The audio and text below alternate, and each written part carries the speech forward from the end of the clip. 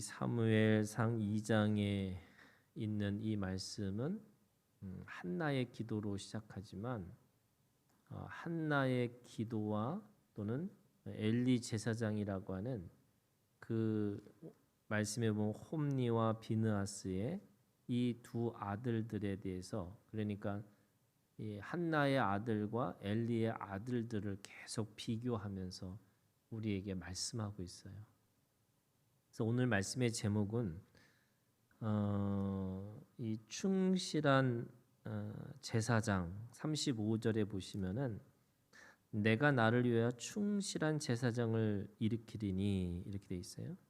하나님이 충실한 제사장은 어떻게 하실 거고 또 이 성실하지 않은 충실하지 않은 이 제사장은 어떻게 하실 것인가라고 하는 것을 대조시켜 주시는 거죠. 우리가 왕 같은 제사장이에요. 하나님으로부터 왕 같은 제사장인데 우리도 똑같은 거예요. 모든 사람이 그리스도인이라고 하는 왕 같은 제사장을 직분을 가지고 있다 할지라도 그 충실한 제사장으로 살 것인지 아니면 하나님의 제사를 멸시하고 자기의 책임을 자기의 이익으로 돌리는 그런 제사장으로 살 것인지 이거를 우리에게 말씀하고 있는 거죠. 자, 오늘 첫 번째 1절부터 10절까지는 한나의 찬송이라고 할 수 있습니다.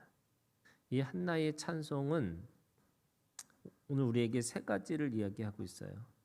아들을 낳지 못하는 여인이 아들을 낳는 여인으로 변화된 거죠. 성경은 자식을 낳지 못하는 여인들이 하나님의 능력으로 그렇게 또는 믿음으로 그렇게 자녀를 낳아서 계대를 이어가는 것들에 대해서 이야기하셨어요.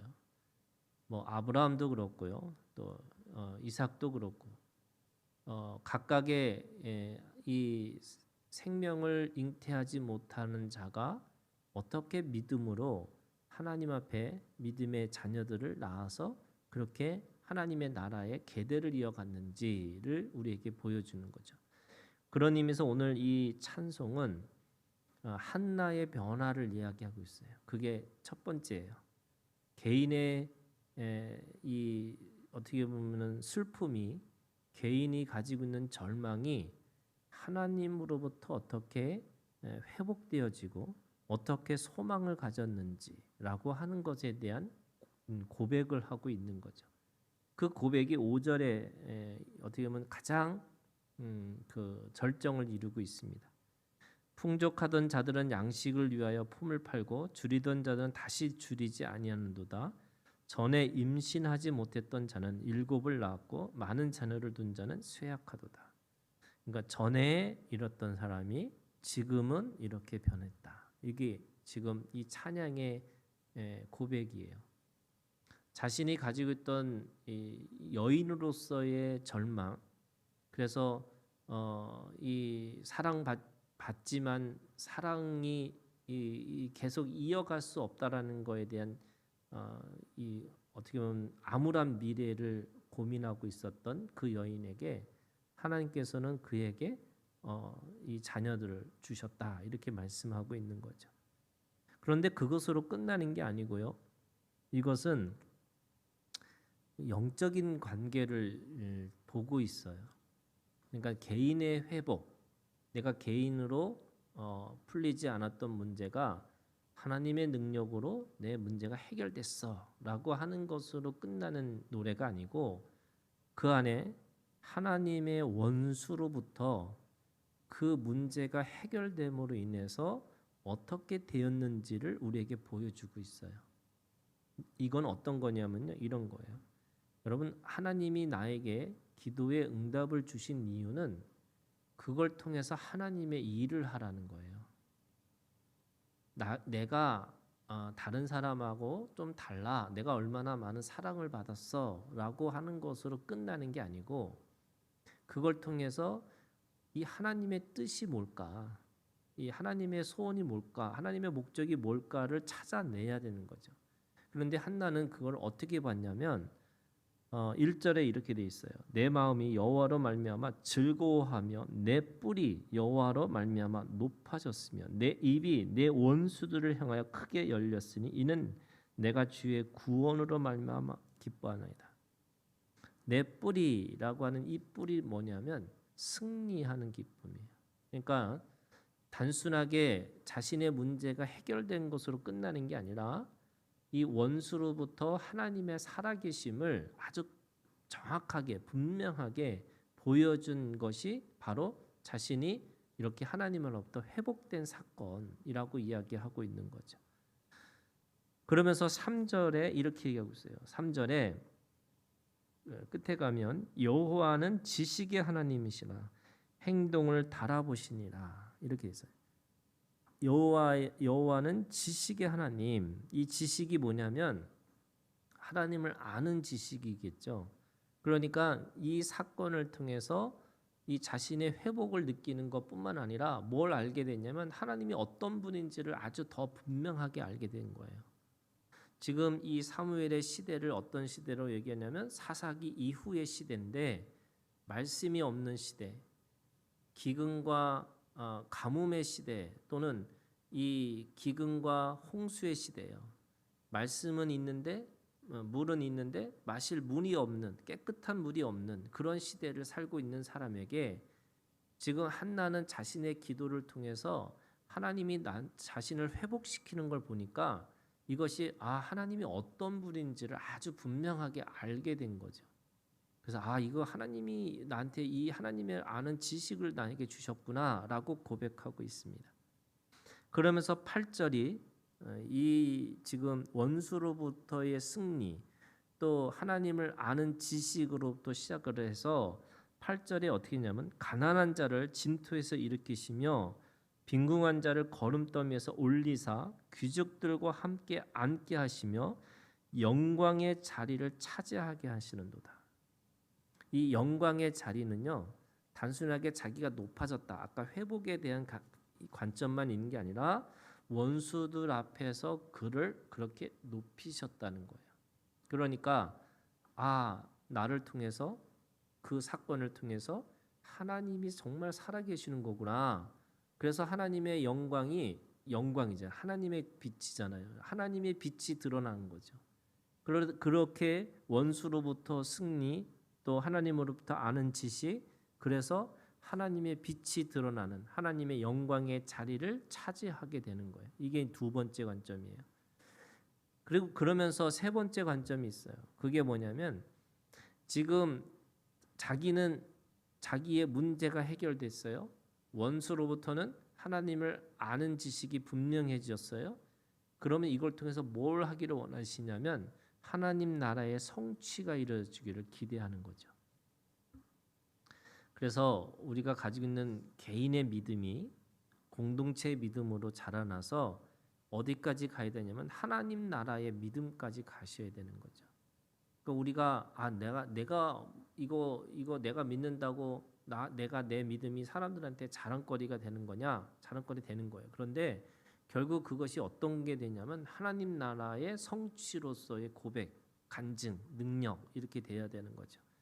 그것이 오늘 10절에 있는 말씀이에요. 10절에 뭐라 하냐면 여호와를 대적하는 자는 산산이 깨어질 것이라 하늘에서 우레로 그들을 치시리로다. 여호와께서 땅끝까지 심판을 내리시고 자기 왕에게 힘을 주시며 자기의 기름 부음을 받은 자의 뿔을 높이시리로다. 기름 부음 받은 자 그리스도죠. 지금 한나는 어디까지 보고 있냐면 그리스도까지 보고 있는 거예요. 그가 오실 메시아 다시 말해서 지금 역사적으로 보면은 거의 뭐 천년 이후에 오실 예수를 기름 부음 받은 자의 이 성취 그 진정한 승리를 얘기하는 거죠. 그래서 1절에 보시면 내 뿔이 여호와로 말미암아 높아졌다 이렇게 되잖아요. 그런데 마지막 10절은 뭐라고 그러냐면 기름 부음을 받은 자의 뿔을 높이시로다. 그러니까 하나님의 나라가 성취되는 것까지 뿔이 영광이 승리가 그렇게 온전하고 완전하게 드러날 것이다. 이렇게 말씀하고 있는 겁니다. 이게 한나의 노래예요. 자신의 회복, 원수로부터 하나님이 드러나심을 통해서 결국에는 하나님 나라의 성취가 되어지는 거죠. 우리가 가지고 있는 작은 믿음이라 할지라도 그것이 믿음의 이 열매를 맺으면 그게 하나님의 나라가 되어지는 거죠. 우리가 자신으로 개인으로부터 끝나는 게 아니고 하나님의 나라까지 고백하고 살으라 이렇게 얘기하고 있어요. 엘리의 아들들과 지금 두 아들과 그 다음에 이 사무엘이 계속 교차되면서 그 아들들이 얼마나 못됐는지, 동시에 이 사무엘은 하나님 앞에서 얼마나 예쁘게 또 건강하게 또 이 하나님이 보시기에 충실한 제사장으로 자라나고 있는지를 계속 비교하고 있어요. 자, 그들이 가지고 있는 죄가 뭐냐면 12절부터 나오죠. 엘리의 아들들은 행실이 나빠 여호와를 알지 못하더라. 그들이 가지고 있는 근본적인 죄는 뭐냐면 하나님을 아는 지식이 없는 거예요. 그러니까 행실이 나쁜 게 문제가 아니고요. 하나님을 모르는 거예요. 하나님을 모르기 때문에 자신들이 어떻게 행하는지 기준이 없는 거죠. 그게 사사기였잖아요. 왕이 없으므로라고 하는 게 기준이 없는 거예요. 자신들이 어떻게 해야 되는지, 뭘 해야 되는지를 몰라요. 그러니까 계속 뭘 보고 있냐면 자기 이익을 추구하는 거예요. 지금 뭐 하고 있냐면요. 13절에 손에 이 끝에 가보면 사환이 손에 3살 갈고리를 가지고 와서 그곳으로 냄비에나 소대나 큰 솥에나 가마에 찔러 넣어 갈고리에 걸려 나오는 것은 제사장이. 그러니까 고기를 삶는데 거기다가 이 구챙이를 해가지고 이거를 꽂아가지고 거기에 나오는 걸 다 자기 거라고 얘기하는 거예요. 그거는 어떤 때는 이게 같이 공동체로 먹는 화목제물 같은 경우는 같이 먹거든요. 또 어떤 때는 그거를 버리기도 하고 하나님 앞에서 이 제물은 어떤 거는 먹기도 하고 어떤 거는 버리기도 하고 어떤 거는 태우기도 하고 뭐 이런 거예요. 그런데 그거를 쇠구챙이로 찍어갖고 다 자기 거를 만든다 이런 거예요. 근데 너무 삶은 고기만 먹으니까 또 싫으니까 어떻게 해요? 15절에 기름을 태우기 전에도 제사장의 사원이 와서 제사를 드리는 사람에게 이르기를 제사장의 구워드릴 고기를 내라. 그가 내게 삶은 고기를 원하지 아니하고 날 것을 원하신다. 그러니까 하나님 앞에 드리는 이 제물을 태우기 전에 또는 삶기도 전에 자기한테 달라는 거예요. 그럼 어떻게 해요? 안 주면 어떻게 돼요? 16절 내가 억지로 빼앗으리라 하였으니. 그럼 이게 하나님을 아는 지식을 모른다라고 했는데 그거를 17절에 어떻게 평가하고 있냐면 이 소년들의 죄가 여호와 앞에 심히 크면 그들이 여호와의 제사를 멸시함이었더라. 구약에서요 믿음이 없다라는 표시는 뭘로 어떻게 표현하고 있냐면 멸시하였더라 이런 거예요. 그게 믿음이 없음의 행동이에요. 멸시가 뭐예요? 이게 이 보는 관점이잖아요. 멸시 보는 거예요. 어떻게 보냐면 하찮게 보고 귀찮게 보고 그것에 대해서 소중하게 경외함으로 보지 않는 걸 멸시라고 그래요. 그러니까 지금 이 제사장의 역할을 해야 될 사람들이 뭐 하고 있냐면 쇠고창이로 꽂으면서 어떻게 하면 자기 걸 뺏어 먹을까? 남의 것 억지로 뺏어 가지고 자기 고기로 만들까? 뭐 이거 계산하고 있는 거예요. 그러니까 재물이 관심 있는 게 아니잖아요. 그들은 자기 거 어떻게 뺏어 먹을까? 이거 생각하고 있는 거죠. 그러니까 보는 눈이 다른 거예요. 하나님 앞에 어떻게 드리고 어떻게 해야 되는 게 아니고 그거를 하고 있는 겁니다.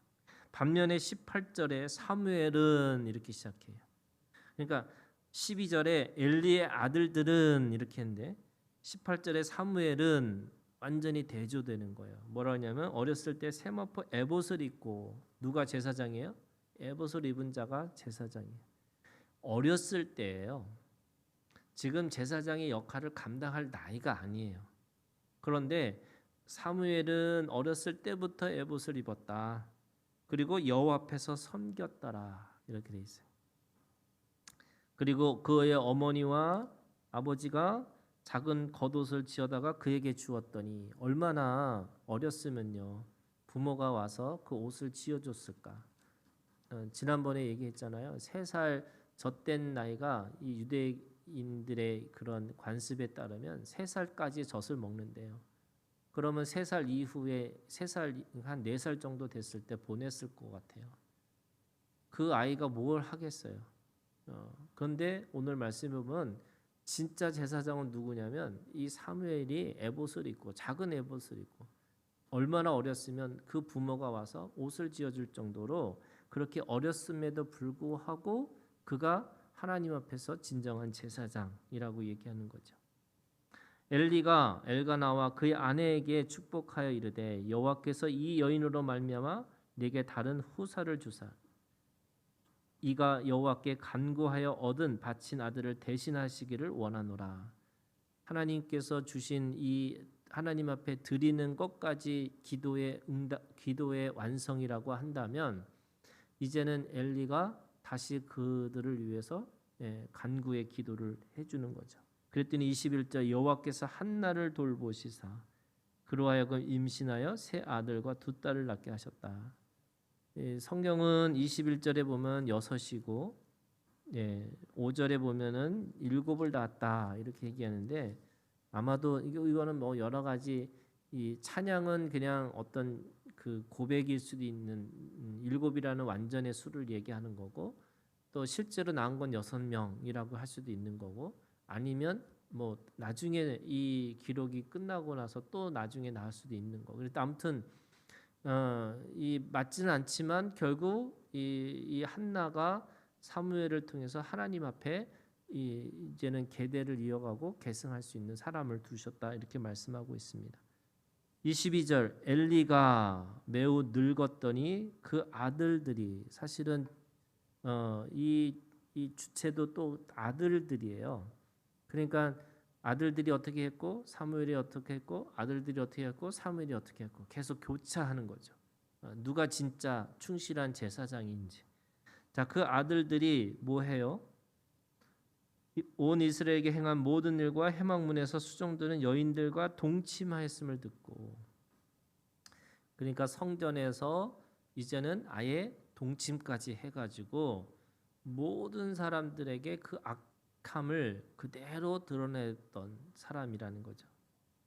그래서 23절 그들에게 이르되 너희가 어찌하여 이런 일을 하느냐 내가 너희의 악행을 이 모든 백성에서 듣노라. 이제는 모든 사람들이 그걸 알고 있는 거예요. 몰래 숨어서 하는 악이 아니고요. 모든 사람들에게 다 보여주는 악을 하는 거예요. 그게 어떻게 하냐면 이 하나님에 대해서 멸시하는 눈이 생기니까 이제는 어떤 거냐면 다른 것이 보이지 않는 거예요. 다른 사람들의 평가나 다른 사람들이 이야기하는 거를 듣지를 않고 이제는 자기 멋대로 하니까 이제는 사람들이 다 얘기하는 거예요. 저 사람들이 얼마나 악한지. 24절 내 아들들아 그리하지 말라 내가 들리는 소문이 좋지 아니하니라 너희가 여호와의 백성으로 범죄하는도다. 그랬더니 사실은 25절에 이렇게 마지막에 뒤에 보면 이렇게 돼 있어요. 그들이 자기 아버지의 말을 듣지 아니하였으니 이는 여호와께서 그들을 죽이기로 뜻하셨습니다. 아버지의 말을 듣지 않는다. 이거는 이 권위를 더 이상 이제 자기 위에 누구도 있지 않은 거예요. 하나님도 없는데 누가 있겠어요? 자기 아버지도 없는 거예요. 그러니까 듣지 않아요. 그런데 아까 엘리가 엘가나와 그 아내에게 축복한 거잖아요. 말을 한 거예요. 그랬더니 그들이 그거를 통해서 뭐냐면 여호와께서 들으셨다는 거예요. 똑같이 지금 그 아버지가 말을 하면 그 아들들이 듣고 그거를 행했다면 하나님이 그것을 들으시고 그들에게 피할 수 있는 길을 주시는 건데 그들이 듣지 않으니까 어떻게 하냐면 하나님이 정하셨다는 거예요. 어떻게? 죽이기로. 그게 그냥 왜 하나님이 그렇게 죽이실까라고 생각해 보면 그게 뭐가 되냐면 표징이 된다는 거예요. 그게 34절에 보면 그 둘이 당할 그 일이 네게 표징이 되리라. 이 표징이라는 건 뭐냐면 모든 사람들에게 그것이 하나의 본이 된다는 거예요. 아, 충실한 제사장으로 살지 않으면 안 되는구나. 하나님이 나에게 맡겨신 일에 대해서 멸시하거나 하나님의 아는 지식을 잘못하면 안 되는 거구나를 그들의 죽음을 통해서 가르치시려고 하는 거예요. 그럼 우리는 그들의 죽음을 통해서 배워야 되는데 배우지 못하면 안 되는 거죠. 왜? 그게 그들의 죽음이 하나님께서 우리를 가르치기 위한 표적과 같은 거니까. 자, 26절 다시 아이 사무엘이 다시 바뀌었어요. 그러니까 지금 아들들이 그리고 사무엘이 점점 자라매 여호와와 사람들에게 은총을 더욱 받더라. 똑같은 아들들인데 하나는 소문에 흉흉하고 그리고 악행을 하는 것을 하면서 백성들의 원망을 듣는 건데 오히려 이 사무엘은 은총을 더욱 받더라. 몸이 자라는 거예요. 마음이 자라고요. 지혜도 자라고요. 그래서 사람들에게 사랑받는 존재가 되어지는 거죠. 그게 사무엘의 모습이에요. 27절 하나님의 사람이 엘리에게 와서 그에게 이르되 여호와의 말씀에 너희 조상의 집이 애굽에서 바로의 집에 속했을 때 내가 그들에게 나타나지 아니하느냐. 그러면서 29절 너희는 어찌하여 내가 내 처소에서 명령한 내 제물과 예물을 밟으며 네 아들들을 나보다 더 중히 여겨 내 백성 이스라엘이 드리는 가장 좋은 것으로 너희들을 살찌게 하느냐. 자, 그러면 이게 지금 무슨 말일까요? 누구 책임이에요? 엘리의 책임이에요. 이것도 참, 그러니까 자식의 문제가 아니 듣지 않는데 어떻게 하겠어요? 듣지 않으니까 할 수 없어 이거지만요. 책임은 누구한테 묻는 거냐면 엘리한테 물어요. 지금 엘리한테 뭐라고 그랬냐면 엘리에게 이렇게 얘기해요. 네 아들들을 나보다 더 중히 여겨. 정말 엘리가 하나님을 경외하고 하나님 앞에 서 있었다면 그 자식들을요. 이게 율법이에요, 율법. 율법은요. 아버지의 말을 듣지 않으면요. 원래 돌로 쳐서 죽이게 돼 있어요. 그게 우리가 하나님이 그렇게 말씀하셨어요. 근데 지금 엘리는 여전히 그 아들들 그 악행을 보고 하나님을 멸시하는 것들을 보면서도 그냥 말만 해요. 하지 말라고. 어쩌면 지금 네가 아들들을 더 하나님보다 더 중히 여긴 거 아니냐고 지금 와서 책임을 말씀하시는 거예요. 그거를 만약에 이거를 육적인 아들들에 대해서 내가 영적인 아들, 사실은 영적인 계대는 엘리의 계대는 사무엘이 맡은 건데 그 영적인 아들을 그렇게 이 육적인 아들을 영적으로 만들기 위해서는 그 아들들에 대해서 정확하게 치리를 해야 되는 거예요. 징계하고. 근데 하나님보다 아들들을 더 소중하게 여겼다. 그래서 30절 그러므로 이스라엘의 하나님 나 여호와가 말하노라 내가 전에 네 집과 네 조상의 집이 내 앞에 영원히 행하리라 하였으나 이제 나 여호와가 말하노니 결단코 그렇게 하지 아니하리라. 나를 존중히 여기는 자를 내가 존중히 여기고 나를 멸시하는 자를 내가 경멸하리라. 하나님이 약속을 하신 건 반드시 100% 지켜주세요. 그런데 지킬 수 없는 자에게 그거를 계속까지 다시 갱신하는 거죠. 약속을. 그런데 조건이 뭐냐면 지금 나를 존중히 여기는 자를 내가 존중히 여기고 내가 경멸한 자를 경멸하겠다는 거예요. 멸시하겠다는 거예요. 우리가 사랑이라는 거가 무조건 다 받아주는 게 사랑이라는 생각을 안 해요. 하나님도 그렇지 않으셨어요. 하나님도 그 긍휼의 사랑을 말씀하시면서 그 안에서 생명을 살리기 위해서는 그것이 어떤 때는 공의로, 어떤 때는 진리로, 의로 그거를 우리에게 분명하게 말씀하시는 거예요. 그게 생명이에요. 만약에 무조건 좋고 무조건 잘해주는 거 이걸로 생각해 보면 그게 내 의고 내 거룩함이에요. 또는 하나님보다 육적인 그 자녀를 더 소중하게 여기고 있다는 거예요. 그런 의미에서 아주 분명하게 얘기하시는 거죠. 그리고 저주하세요. 저주. 근데 이 저주가 사실은 하나님의 저주는요 다 돌아오라는 거예요. 지금 하나님이 정하셨다고 그랬잖아요. 죽이기로 결정하셨어요. 근데 죽었어요, 안 죽었어요? 사실 지금 안 죽은 거잖아요. 무슨 말이냐면 돌아올 수 있는 기회를 주시는 거예요. 요한계시록을 읽으면서요. 그 요한계시록에 하나님이 심판하시는데 심판하기 전에 천사를 첫 번째 천사, 두 번째 천사, 세 번째 천사 계속 천사들을 보내세요. 영원한 복음을 하라고 그래요. 그 다음에 그들에게 다시 돌아오라고 얘기해요. 그리고 그들이 돌아오지 않을 때는 어떻게 심판을 받을 것인지에 대해서 아주 분명하게 얘기하세요. 이유가 뭐예요? 핵심은 돌아오라는 거예요. 그러니까 우리가 하나님은요 이게 보좌 싸움 하지 않으시잖아요. 존중해 주잖아요.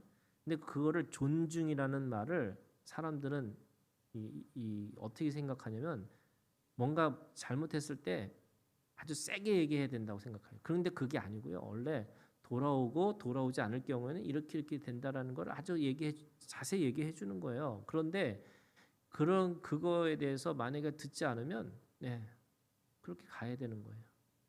근데 그 말을 하는 이유가 뭐예요? 돌아오라는 거예요. 하나님이 우리한테요 이런 거예요. 뭐 해? 이거는 어린아이예요. 그런데 이것도 할 수 있고 이것도 할 수 있어 라고 하는 선택을 주실 때 그게 나에게 대우해 주시는 거예요. 그런데 사람들은 이것도 하고 이것도 한다 그러면 둘 중에 아무거나 해도 되겠구나 라고 생각하는데 그게 아니에요.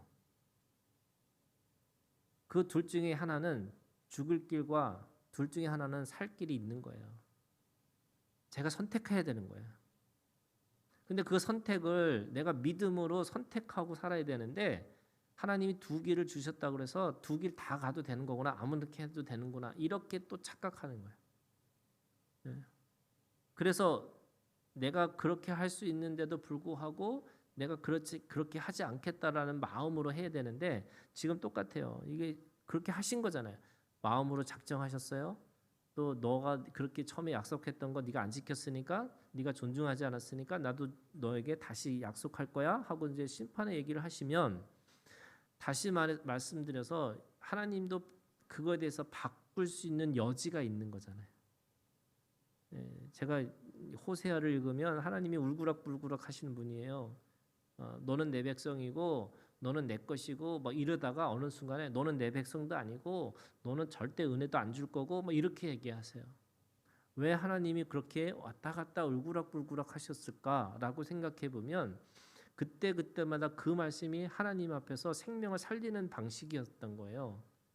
그런데 우리는 그거를 이게 하나님이 왜 자꾸 왔다 갔다 하셔? 그리고 왜 하나님은 나한테 이렇게 저주의 말씀하셔? 하나님은 어떻게 저주의 말씀하실 수 있을까라고 착각하는 거죠. 그게 아니고요. 하나님은 돌아오라는 거예요. 회개하라는 거죠. 그런데 27절에 그렇게 쭉 보면은 하나님이 그렇게 이 엘리의 집에서 어떻게 하나님이 하셨는지를 쭉 설명하고 있는 거예요. 그러면서 34절 네 두 아들 홈니와 비느하스가 한 날에 죽으리니 그 둘이 당할 그 일이 네게 표징이 되리라. 두 아들을 완전히 죽이겠다고 말씀하시는 하나님, 그러면 돌아와서 그 아들들에게 정확하게 징계하고 그 아들이 돌아올 수 있는 길을 열어주는 게 진짜 충실한 제사장의 역할이죠.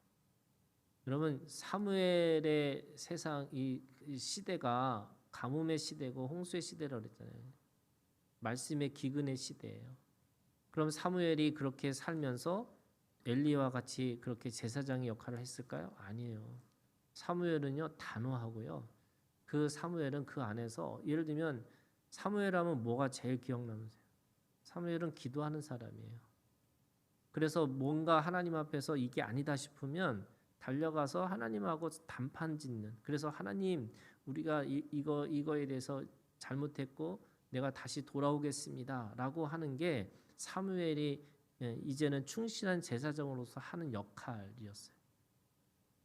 그러니까 엘리는 어떤 면에서 그 시대에 또 이 홈리와 비나하스가처럼 그 악한 제사장뿐만 아니라 자기가 해야 될 그 제사장의 역할을 엘리도 사실은 못하는 거죠. 그러고 나니까 35절에 내가 나를 위하여 충실한 제사장을 일으키리니 그 사람은 내 마음 내 뜻대로 행할 것이다. 내가 그를 위하여 견고한 집을 세우리니 그가 나의 기름 부음 받은 자 앞에서 영구히 행하리라. 사무엘이라고 하는 이름이 나라를 준비하는 사람이었고 또 하나님의 나라의 상징 다윗과 솔로몬의 왕국을 준비한 사람이었고 그래서 36절은 그가 아무것도 없다 할지라도 하나님 앞에서 충실한 제사장으로 살았다라는 걸 보여주는 거예요. 이 재물에다가 쇠꼬챙이를 만들어 가지고 찍어내는 이 하나님의 이 제사를 멸시하는 이 제사장하고 다르게 정말로 아무것도 여기 보세요. 은 한 조각과 떡 한 덩이를 위하여 그에게 엎드려 이르되 청하노니 내게 제사장의 직분 하나를 맡겨 내게 떡 조각을 먹게 하소서. 이 떡 조각 하나만 먹어도 내가 충분하다고 생각하는 이 제사장의 이 마음이 있어야지만 우리가 하나님의 일을 감당하는 거예요. 여러분 목사만 제사장 아니에요. 우리는 다 왕 같은 제사장으로 우리를 부르셨어요.